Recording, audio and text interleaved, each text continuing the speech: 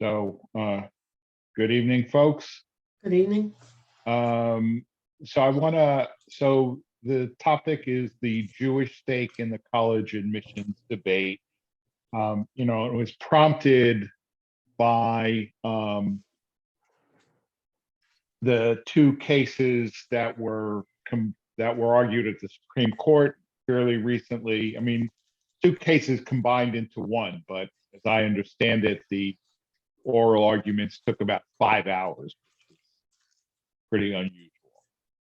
But in conjunction with that, there's been a lot of articles and some podcasts about the history of Jews and the Ivy League. So want to start with a little bit of history. I mean, there is a history of anti-Jewish quotas in the Ivy League schools that began really just about 100 years ago. At that time, pretty much all of the Ivy League schools instituted quotas which limited the number of Jewish students that they would accept. And it was a different era, and WASPs in particular were, I think, less concerned about expressing what would today be considered racism, then they were not so concerned about it now as they would be today. And so they were very, very clear that, if our schools are overrun by Jews, then white Protestant students won't want to enroll. The schools will not become attractive to white Protestant students, WASP students, and these were really the group that had, historically made up the majority of students in those schools. In fact, I mean, both Harvard and Yale were started by Puritans to train students for the ministry. So they were, for most of their history at that point, they had been pretty much exclusively Protestant schools. But in 1919, 40% of Columbia's undergraduates were Jews, and 20% of Harvard's undergraduates were Jews. As a result, both schools created quotas that aimed to keep Jews to around 10% of the student body. And as I was doing some research for this, one of the things that I discovered that I have to say was a surprise to me, it may not be a surprise to anybody else, is that if you're familiar with the admissions process at competitive schools, right, there are a lot of things that, are taken into consideration besides test scores and GPAs, like geographic diversity, right? And it seems to me, I have literally never heard anybody say that competitive schools should not aim for geographic diversity, that geographic diversity is somehow an illegitimate goal or it's wrong for them to take into consideration. But what I did not realize is that geographic diversity was instituted by the Ivy League schools as a way of keeping Jews out, all right? Because 100 years ago, almost all the Jews in the country lived in cities on the East Coast, right? Or, Chicago, which I guess is not technically, well, it's not the East Coast, right? But you had I mean, and so by saying we need geographic diversity, so we're going to start recruiting in, Montana and North Dakota and Washington State and Oregon and even California at that point had very, very few Jews. So by instituting geographic diversity as a desideratum, this was a way of limiting Jews, right? Because Jews mostly lived in the East Coast. I mean, I would say at that point, 100 years ago, you know, upwards of 25% of all Jews in the United States lived in New York City, right? So if you're gonna limit enrollment from New York City, then per force you're going to limit the enrollment of Jews, right? So this consideration for geographic diversity was a way of limiting Jewish enrollment without sort of acknowledging that that's what they were doing. And personally, I found that to be really interesting. I mean, maybe because I don't know, because I've been involved in higher education as a student, as a faculty member, and as an alumni interviewer. And therefore, like I sometimes say to people, fish don't go around saying, oh, cool, we live in water, right? I mean, it's just like, it's natural. And the idea that geographic diversity is something that schools desire, to me, seems self-evident. Why? Because it always was, right? But I never realized that this was instituted as a way of keeping Jews out. So that's a little bit of the history, and that's why, I mean, one thing that I mean, Brandeis University was founded as a way of, as a school that would, as a competitive, high quality school that would obviously not have a Jewish quota. And then there were other schools that, and, history repeats itself, right? There were schools that said, well, if the Ivies are going to keep Jews out, we'll recruit them because we want to raise the quality of the student body. And you're seeing this repeat itself. I mean, there are schools like Elon University in North Carolina, which frankly I had never heard of until maybe 15 years ago, right? But they invested a lot of money in a Jewish studies program and a kosher dining hall and so on and so forth, because an easy way to raise the academic quality of the student body is to actively recruit Jewish students, right? So this is always a two-edged sword. Okay, but I want to spend a little bit of time on the history of the term affirmative action and the concept of affirmative action.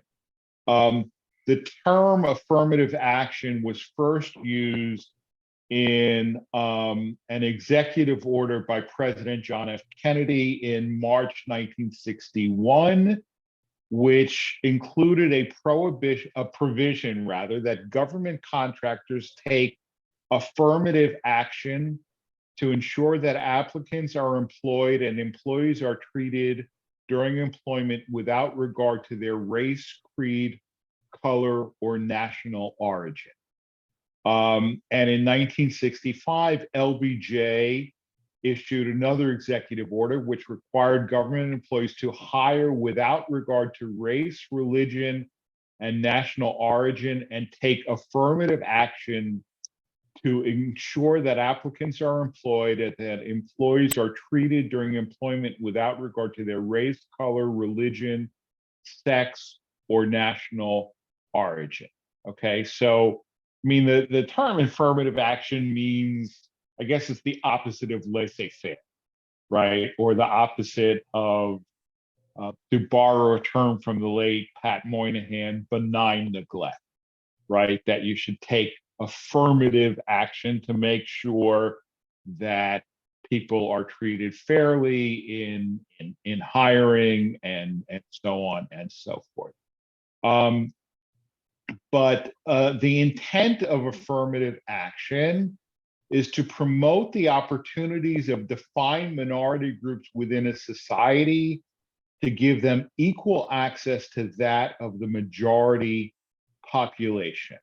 And it's to ensure that certain designated groups within a society are able to participate in all provided opportunities, including promotion, education, training opportunities.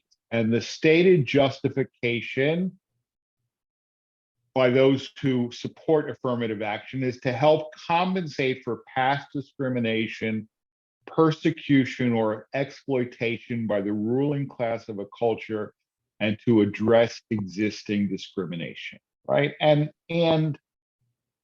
you know, and most of you know this. In fact, some of you probably know this better than I do because you know, worked in government, and which I never have. But you know, you can't simply, I mean, creating a level playing field, right, doesn't create equality of outcome because of a history of past discrimination, right? And so that even if assuming that we had a colorblind and race blind and gender blind society, right? I mean, it is no accident, for example, that African American families on the average have about 10% the net worth of white families, right? And so if you want to provide equality, then you have to, at least this is the theory, have some way to make up for past discrimination, right? So that the playing field can really be a level playing field. So that's the theory behind affirmative action, right? So the first major Supreme Court case that dealt with affirmative action. So let me just throw out a question, because you know this is what I love to. Does the name Marco de Funes mean anything to anybody? Mm. No. Okay. Marco de Funes was the plaintiff in the first major affirmative action case that hit the Supreme Court. The case was filed in 1971, and the Supreme Court granted cert, had arguments, and then ruled the case moot. Because by the time the case got to the Supreme Court, he was in his last year of law school. Okay. De Funes was a Sephardic Jewish young man from Seattle, which has a significant Sephardic community. I don't know how many of you know that, but and by Sephardic, in this case, really meaning like originally Ladino speaking from Greece and Turkey for the most part. And he had applied to the University of Washington Law School and was rejected. And an investigation by his attorneys into the admissions office revealed that the university employed, quote, preferential admissions policies for minorities. And de Funes claimed that these policies created a situation in which unqualified minorities were admitted above him, thereby making affirmative action discriminatory against non-minority. But anyway, he had gotten an interim order to admit him to school, and he began school, and therefore by the time it reached the Supreme Court, they took the easy way out and ruled it to be moot. Right now, one of the problems then when you're dealing with college or grad school admissions is that it is essentially a limited resource, right? I mean, if you have a law school that has every year a class of 100 students, right? And that therefore, let's say they know that their yield is 50% historically, right?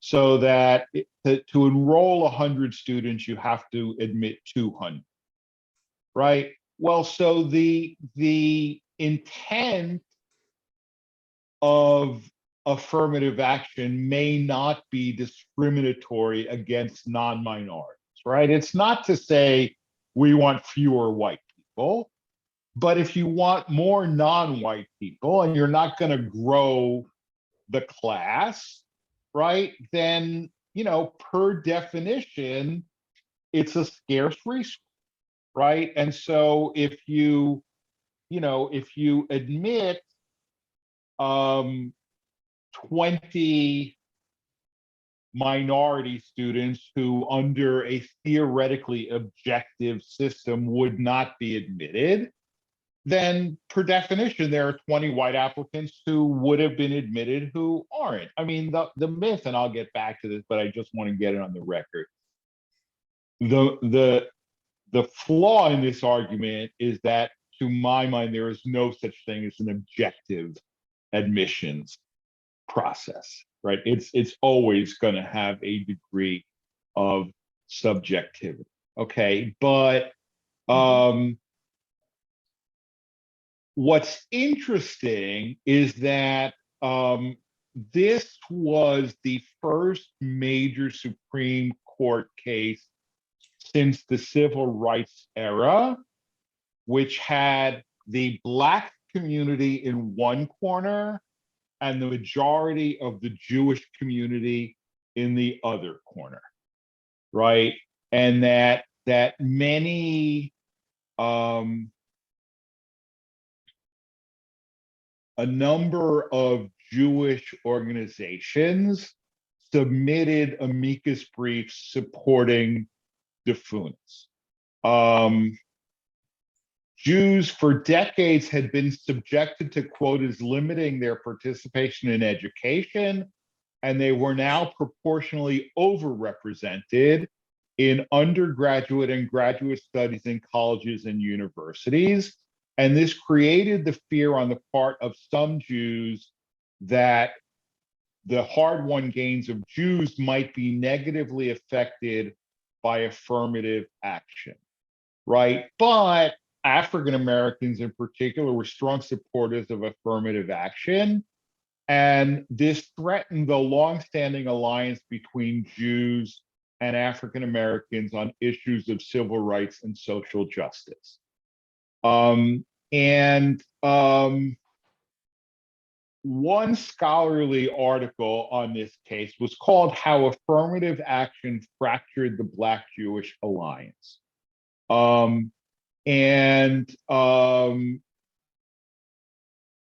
Prior to the DeFunis case, Jewish and Black communities had shared a common concern over civil rights, working together to confront segregation, restrictive housing, discrimination, and in employment, and so on and so forth. But many Jews who spoke publicly about the case found parallels between the goals of representation supported by affirmative action and the anti-Jewish quotas of the past. And I think sometimes, when people lament the decaying of the Black-Jewish alliance, um, not a lot of attention is paid to the issue of affirmative action, right? I mean, how many times have I seen, and again with the Kanye business, right? Heschel marched with King. Yes, Heschel marched with King in 1965. Okay. I'm not great at math, but 1965 is 57 years ago. Right? It's a long time, right? And I once heard um, a a specialist on Black Jewish relations say that affirmative action is the Israel of the American Black community, right? Affirmative action is the Israel of the American Black community, meaning that for Blacks, when Jews oppose affirmative action, they feel the same way as we do when Black people oppose Israel. Okay, and one other thing that I want to say here, because it should be self-evident, but it's not always. Um, Black and Jewish are not mutually exclusive categories, right? Asian and Jewish are not mutually exclusive categories. Latino and Jewish are not mutually exclusive categories, right? But the overwhelming majority of the American Jewish community, let us say, are people who are perceived as white by the rest of America, right? And therefore, when I say Jews in this context, I mean white Jews, okay? And without getting into the argument about whether Jews are really white, okay? Because 100 years ago, Jews were not really white, right? Jews were not white, Italians were not white, Irish were not white, Polish were not white, right? So, but any of us walk into a store, we are seen as white, right? And that's kind of the point here. But the DeFunis case was really a setback for Black Jewish relations.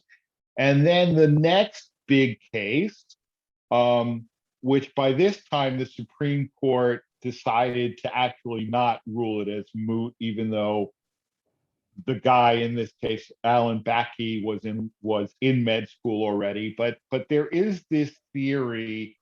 I don't know, Alan or Joe, you can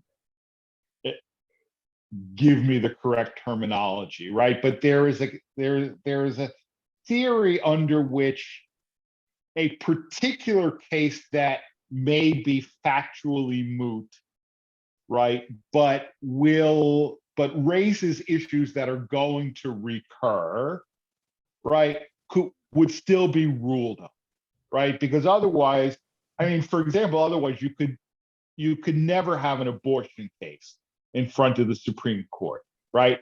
Because by the time it got to the Supreme Court, it would be moot, right? But you have, I mean, what's the terminology for a case like that?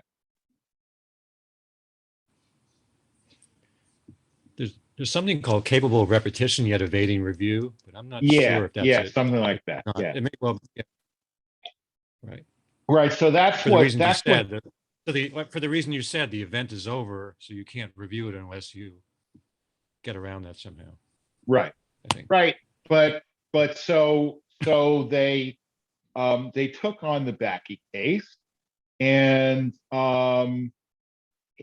it's essentially, and there were splintered opinions all over the place, right? And no single opinion got more than 4 votes. But the sort of the bottom line ruling was that quotas per se are not legal, but it's legal to take race into account as a fact, right? So if you're going to say,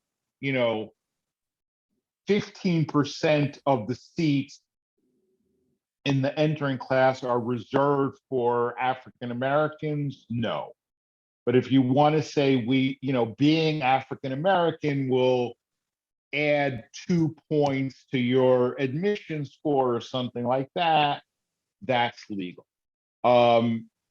Interestingly enough, when this case was argued at the Supreme Court, I was a freshman in college, and I was a reporter for the college newspaper, and I was assigned to do a feature on the Bakke case.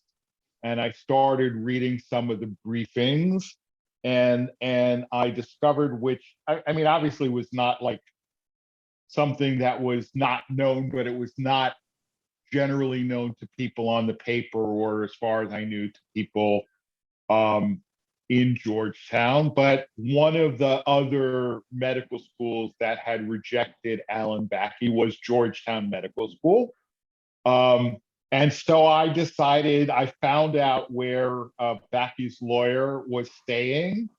I called the hotel, I asked for him, I got him the night before the argument.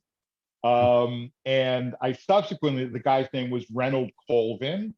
And I subsequently discovered, actually, when he passed away and I read his obituary, not only was he Jewish, he was actually the president of his shul in San Francisco.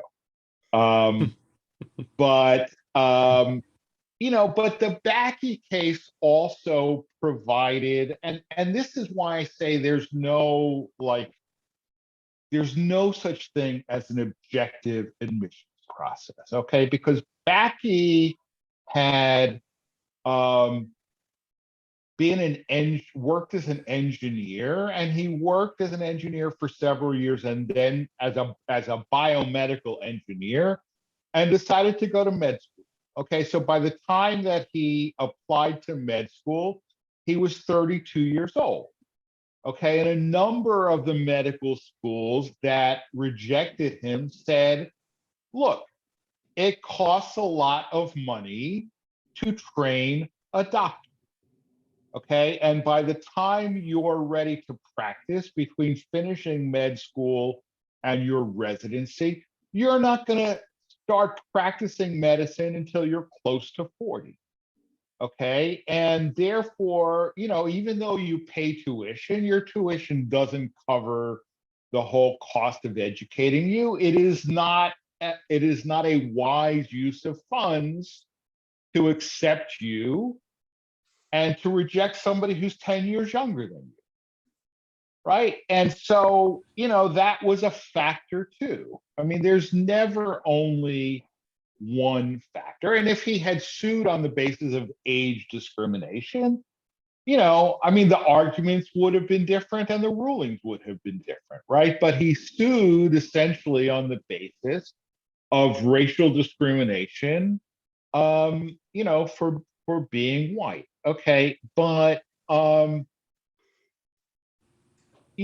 I want to speak personally for a minute, okay? Because the era when all this was controversial, right, was precisely when I and all of my friends were applying to colleges, right? And like most upwardly mobile, bright, suburban, white Jewish kids, we hated affirmative action, right? Because we were absolutely convinced that our places were being given away to less qualified Black students, right?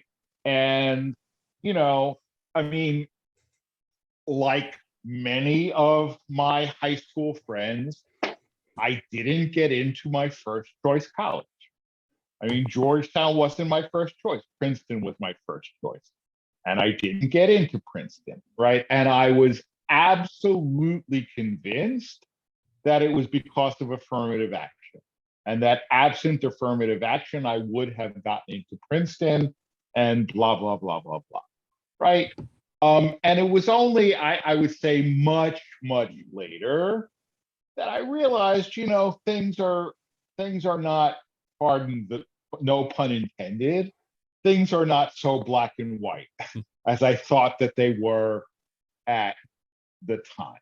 You know, but now, the argument is made that in both of these cases, the argument that's being made, so one of the cases was against Harvard, and the other is against the University of North Carolina, right? And so, I mean, and there are some crucial differences because of that, which I suspect why these two were chosen, because UNC is a state school and Harvard is a private school. However, I mean, pretty much every college in the country is subject to federal anti-discrimination laws because they receive federal money, right? And we discussed this when we were looking at Yeshiva University and LGBT students, right? Is that there are a handful of fundamentalist Christian colleges that don't take federal money precisely because they don't want the federal government to be able to tell them what to do. And they understand that, if you're partially paying the piper, you're going to expect to at least partially call the tune, right? So that Harvard is still subject to federal anti-discrimination laws, even though it's a private school, right? But in both cases, the claim is made that affirmative action policies discriminate against Asian American students, right? And the claim is made not only that it discriminates against, but Asian Americans are the new Jews. Asian Americans are the new Jews. And this was mentioned explicitly in the oral arguments, okay, where a number of the justices who are generally considered to be more right-leaning raised, quite explicitly said, well, 100 years ago, there were anti-Jewish quotas at Harvard. And now, what's the difference between the way Jews were treated at Harvard 100 years ago and the way Asians are being treated now? Okay, and I've spoken a lot, so let me take a break. And if there are questions or comments at this point, I would love to hear them. Yeah. Yeah, Joe. Yeah. Were there 100 years ago, were there also quotas against Catholics and other groups? And did Georgetown have quotas? Your alma mater? I don't think Georgetown had quotas, okay, but at the time, Georgetown would not have needed quotas. Jews didn't want to go there. This was, pre-Vatican II, right? Pre-Vatican II, Jews didn't want to go to Catholic colleges, okay, because Catholic colleges required chapel attendance. They required classes that were not objective academic classes, but really were more like, catechism classes and so on and so forth. So up until, the 1960s, because I know the history, there were very, very few Jewish students at Georgetown. One of the things that surprised me was that Carl Reiner actually attended Georgetown. but he attended the linguistics school during World War II when he was sent there by the Army. Okay. So quotas would have been unnecessary. Now, in terms of, I mean, I don't know if there were anti-Catholic quotas at the Ivy League schools, but again, I suspect that they would have been unnecessary.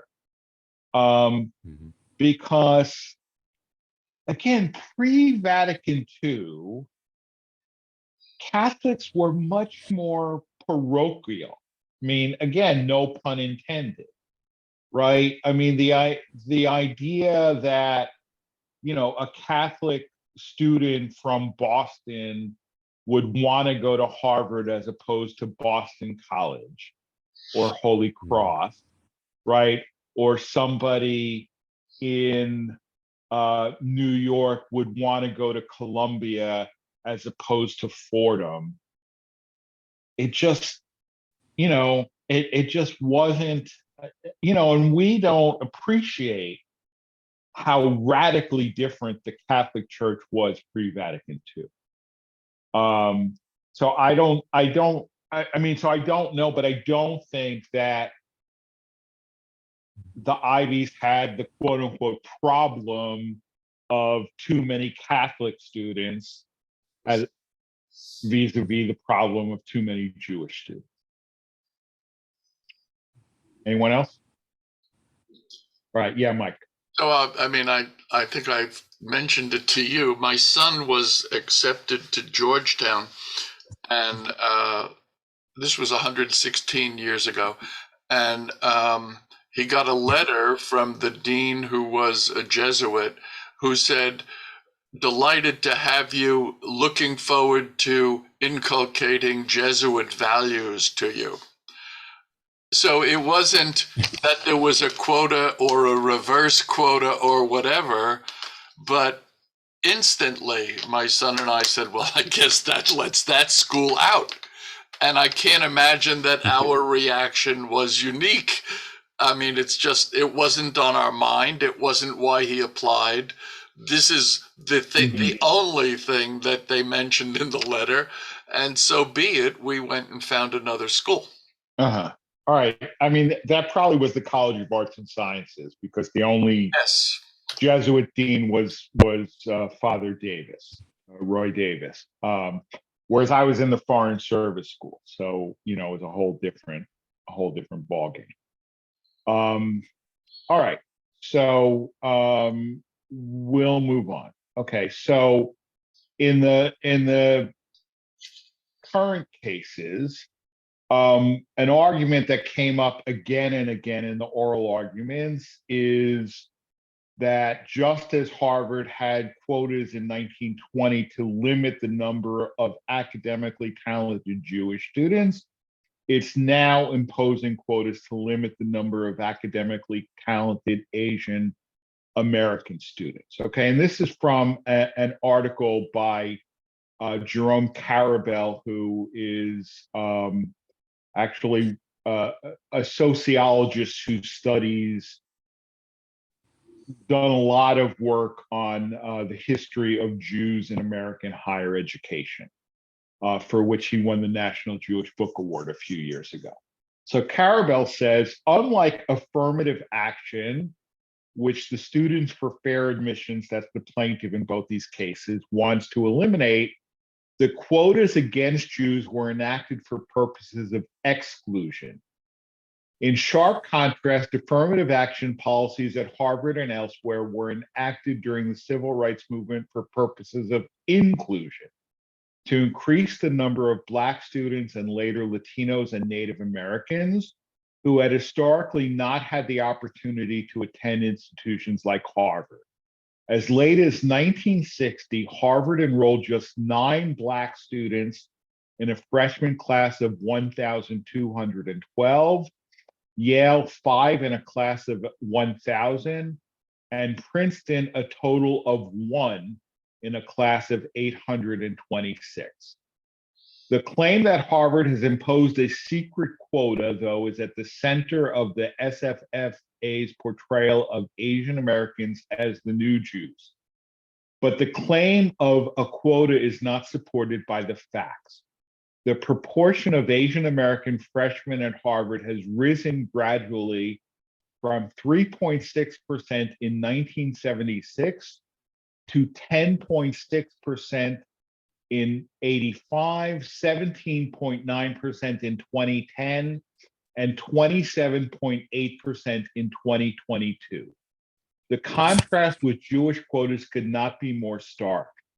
At Harvard, Jewish enrollment, which had surpassed a quarter of the freshman class in 1925, quickly plummeted. But nothing remotely like this happened in recent years of any of these institutions, rendering deeply problematic the portrayal of Asian Americans as the new Jews. In the fall of 2022, the entering class at both Yale and Princeton was 25% Asian American. Okay, so if these quotas, if there are quotas, they must be pretty large quotas, right? They're not doing a great job of keeping Asian Americans out. Okay.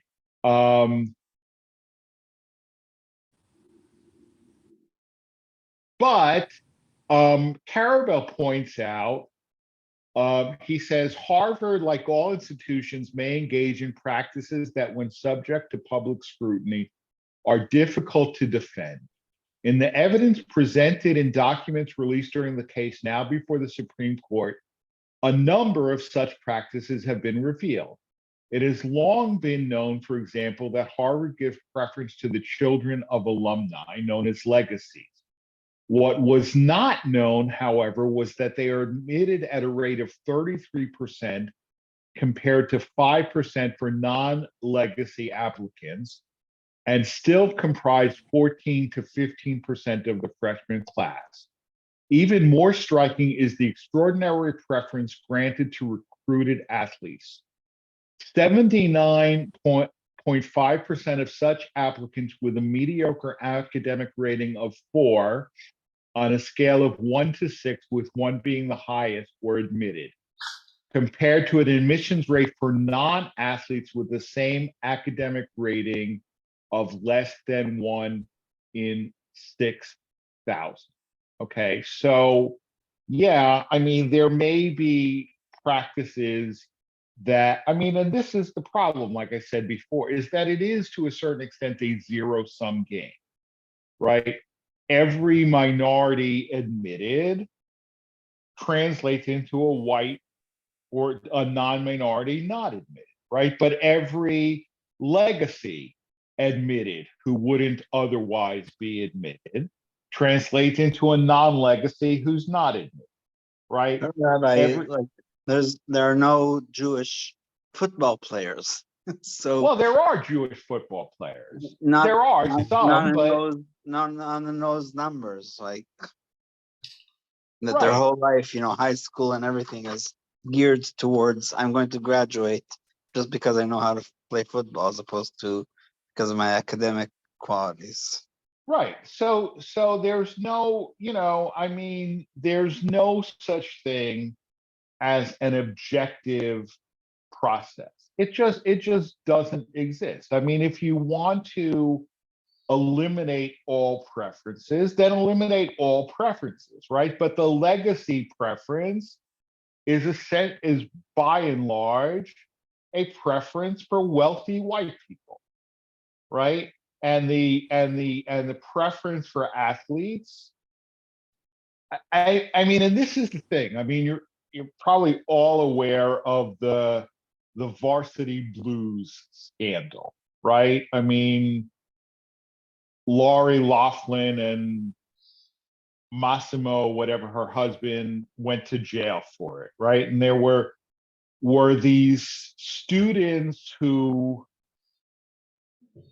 were admitted to, I mean, Georgetown was one of them, but USC was another. Harvard was another, where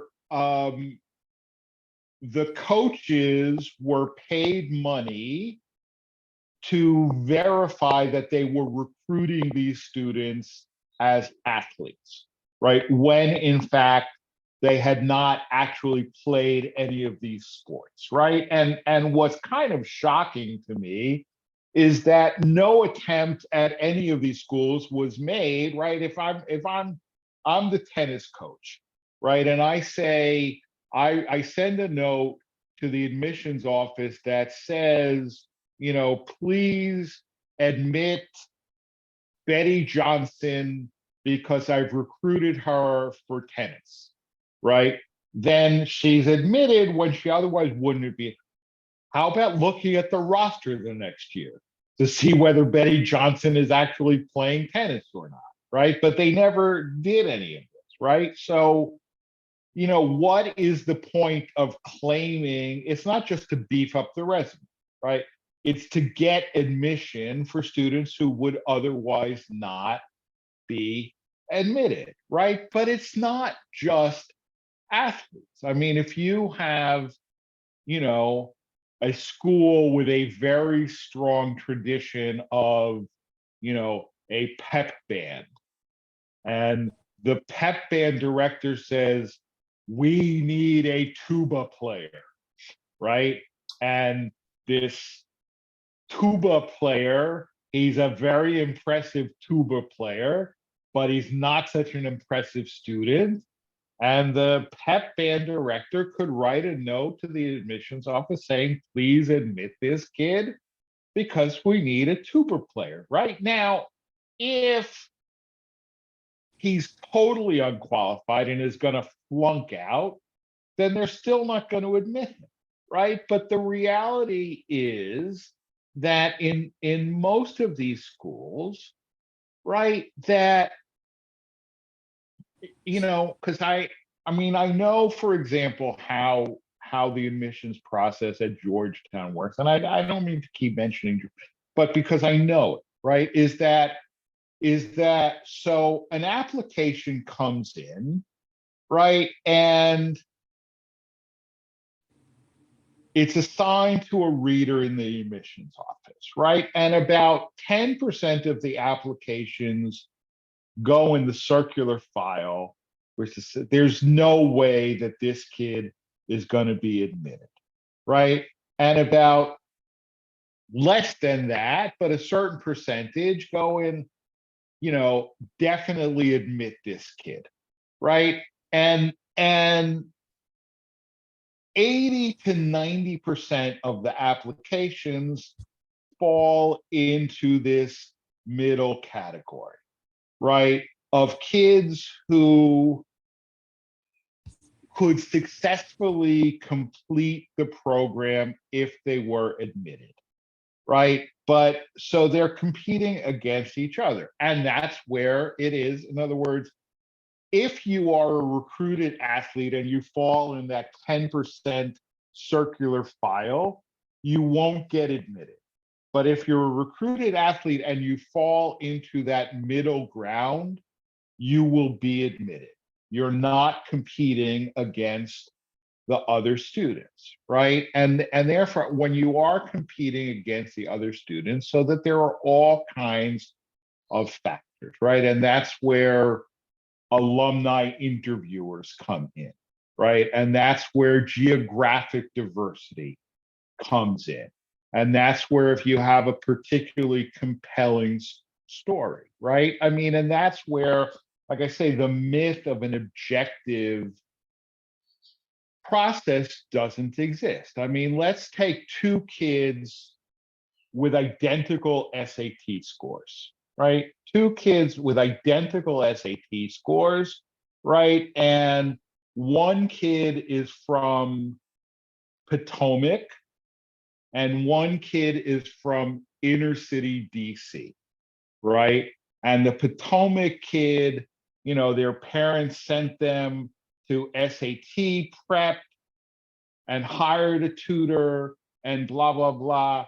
And the kid from inner city DC went to a barely adequate public high school and, didn't play on the tennis team and didn't get extra tutoring because they worked at McDonald's, right?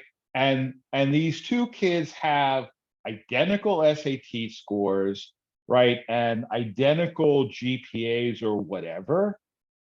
Which is the more impressive student, right? It's the inner city DC kid, right? Now, in my opinion, racial preference per racial preference is not justified, right? In other words, if you have, a Black kid who grew up in Potomac and had every educational advantage and so on and so forth, whatever, right? But considering that economic status still tracks race in our society to a large extent, I mean, I think it's one thing to, give preference simply on racial grounds, but to give preference on difficult socioeconomic grounds, I think is justified. I think in my mind is absolutely justified. Again, given legacy preferences and given, preferences for athletes and so on and so forth, right? But there's no, I mentioned last week, right, that I interviewed this kid who didn't get into Georgetown, but did get into Stanford, right? Now, on paper, Stanford is a more competitive school than Georgetown. Okay, now why did he get into Stanford and not Georgetown? I don't know. I mean, it could be a geographic thing, right? I mean, this was when I lived in Connecticut, right? And maybe they had enough applicants from Connecticut, but Stanford didn't have enough applicants from Connecticut, right? So it could be, who knows, right? But there's simply, or it could be, I mean, also one of the things that makes a college competitive in the US News and World Report rankings is what's known as yield. Right? What is yield? It is the percentage of students who are offered admission who actually enroll, right? And therefore, I mean, it is widely suspected that if an admissions office has reason to believe you will not enroll, they're going to reject you because they don't want to screw up their yield. Right. So, and again, competitive schools ask where else you apply. Right. And they ask those of us who do interviews, try and tease out how interested the kid really is in Georgetown. Right. Because again, if he's not going to go, then don't admit it. Right. Because then you're going to screw up your yield rate. Right. So all of these things, in other words, I mean, there is no such thing as a purely objective admissions process. And what concerns me about these cases is that, either, the justices will ignore the facts on the ground, or, there will be, so much government oversight of college admissions processes that it's just going to become, unwieldy and untenable, right? But, so this is a little background. There's no reason why my thoughts should, be more determinative than anybody else's. But, because I do have some familiarity with how the process works, I thought I would share. So let's just throw it open.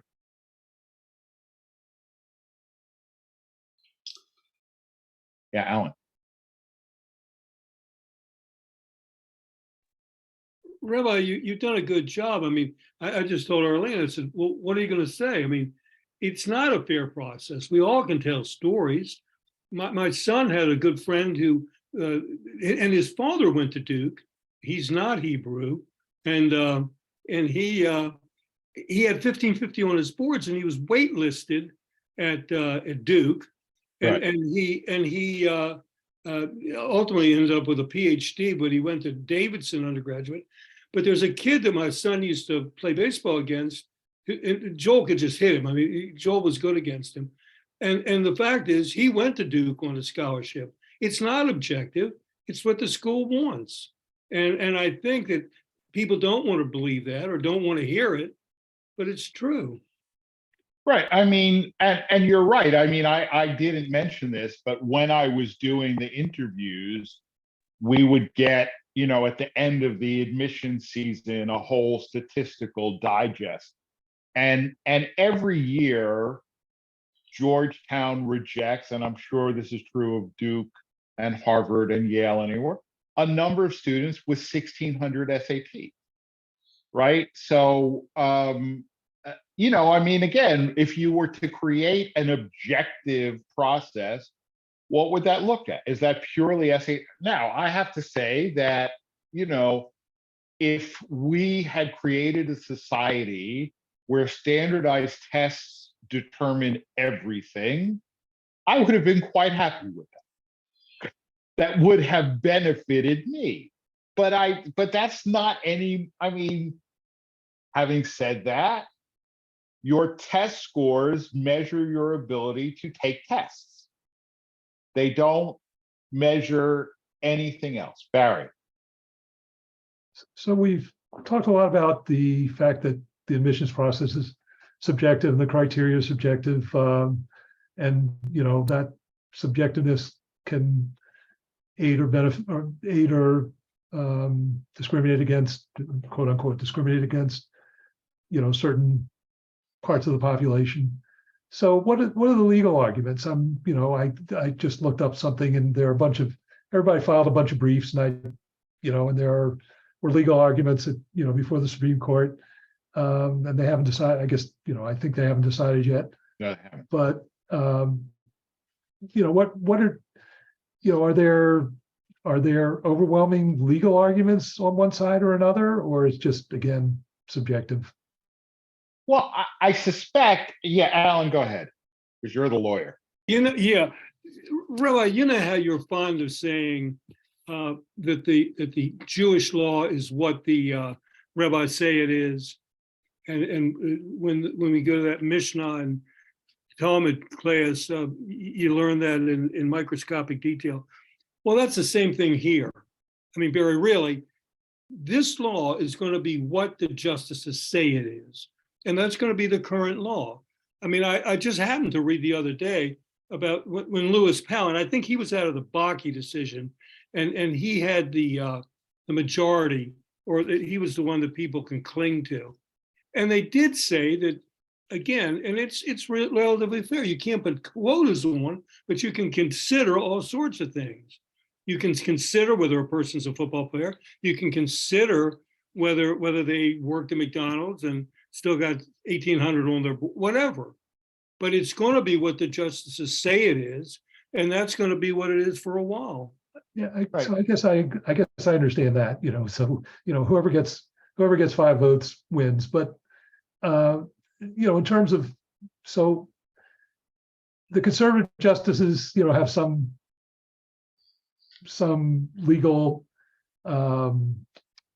precedent isn't the right word, some legal theory. Some legal, you know, some way of looking at the Constitution in mind, and the liberal justices have a different legal theory in mind. You know, how do those legal theories conflict? All right. So from what I've read, from what I've read, there are two.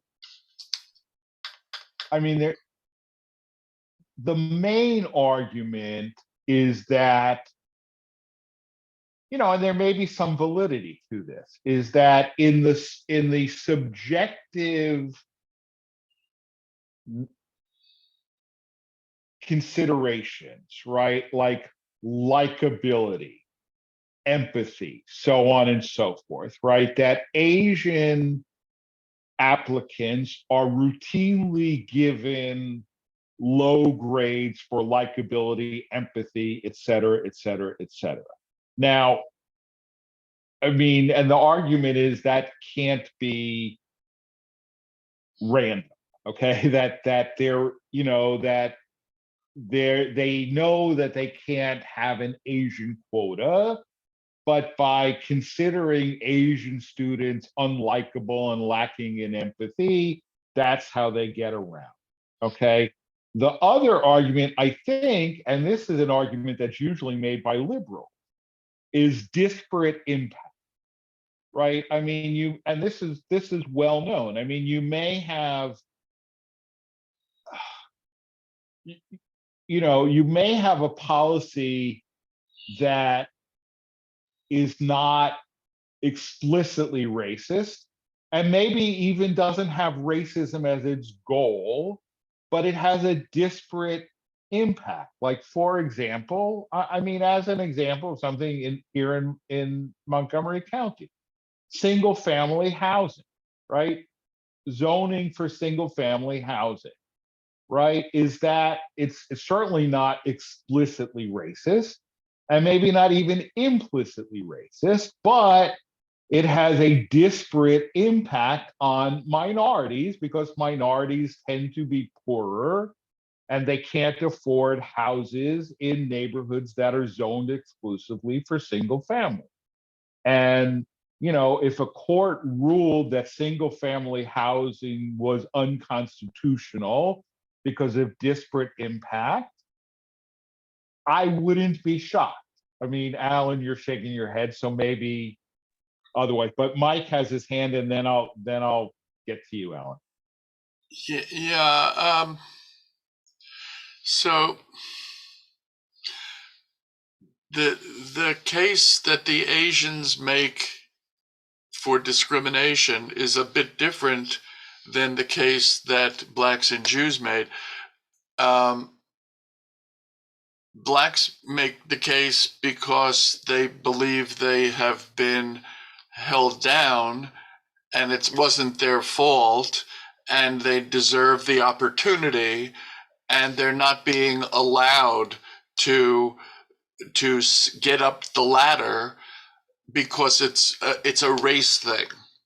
Asians make the argument that they devote more time to studying than to football, and so their kids are really primed with education as the be-all and end-all, and so they perform better in high school.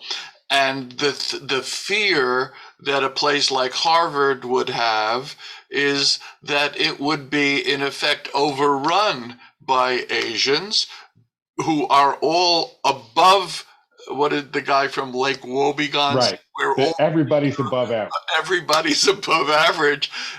That's the Harvard fear, and the Asian says, but it's our right. We've worked for it. Jews were sort of a cross between the two, no pun intended, where in real estate, it's really obvious why in North Potomac the houses are more expensive. It's because the schools are better, and the schools drive the prices, and the Jews and the Asians drive the whole thing. And so Jews, as a general, we value education, and so our kids are primed that way. But I don't think it's as serious or one dimensional as in an Asian family. And we, I think, suffered more racism of keeping the number. What was that letter you said Lincoln wrote? We haven't had Hebrew in the officer corps. Right. And so there has always been a built-in bias against Jews including to be applicants and admission to these schools. Where in the Asian case, it's kind of the other way around. It's like we just don't want to be overrun. That's my take on it anyway. Right, but nobody complains about being overrun with white people. I mean, That's correct. no, That's but correct. because white is considered the norm, and Exactly. Asians are considered other, and that in and of itself is a type of racism. It certainly yeah. is. Yeah, Alan. Well, your point about the houses and saying that it'd be disparate impact if you have single family dwellings. I really find that fascinating, and we're not going to go down that rabbit trail now if we're all lucky. But I think what the government has to do in a case like that is to try to lessen the disparate impact, which would mean, for example, having moderate priced housing or moderating or some sort of program that changes the character without taking away the rights of the people who have the single family dwellings. And I think I'm going to leave it right there. Yeah. Look, I mean, I freely admit to being a YIMBY. So, you know, but the question of disparate impact, I mean, I find it, you know, fascinating because you can have things that are not racist in intent, but they are racist in effect. And whether those should be eliminated or not, you know, I mean, it is a fascinating question that is probably beyond the scope of this discussion. So, if there are, you know, any more comments, we'll, and if not, bid you all adieu. Thank you. That's an awful lot to think about. All right. Thanks a lot. Rabbi, Good night. thank you. Thank Good you, Yeah, Rabbi. preparation. sure, I'll Bye-bye. see you tomorrow. Thank Yeah. you. That's very good. Yes, very interesting. For sure. Thank you. Thank you.